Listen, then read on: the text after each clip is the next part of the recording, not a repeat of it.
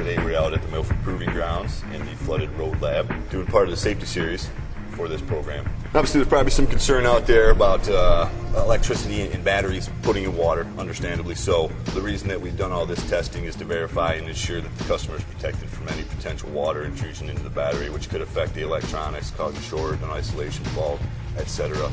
We also have about 3 or 4 backup systems built into the battery that will kill the power out of it if there is water detected inside it. This is a follow-up from the development testing we did 6-7 months ago out here in the same trough.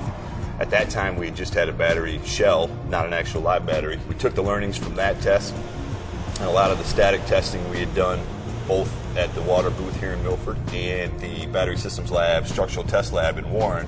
Took all the data, test results and learnings from those tests and rolled them into the product development teams who made the continuous improvement changes, which is now in the product in the volt that we're running through the Trough today. Today's test is an actual live battery. It's part of the validation testing that we got going on here for this program.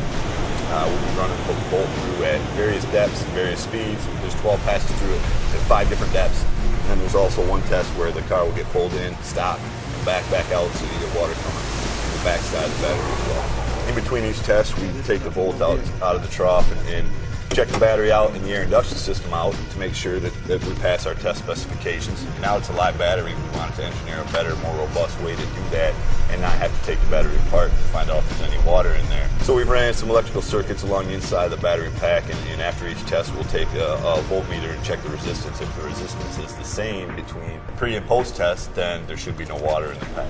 Once this test is done and the splash engineer runs a few more of his testing, we will eventually take this bolt up to the hybrid center, pull the battery down and completely tear it down and check for water inside the battery pack. We set pretty stringent requirements and specifications for acceptable water intrusion levels on this pack. This test will verify once we tear it down and look at it, because we want to make sure that our detection system is working.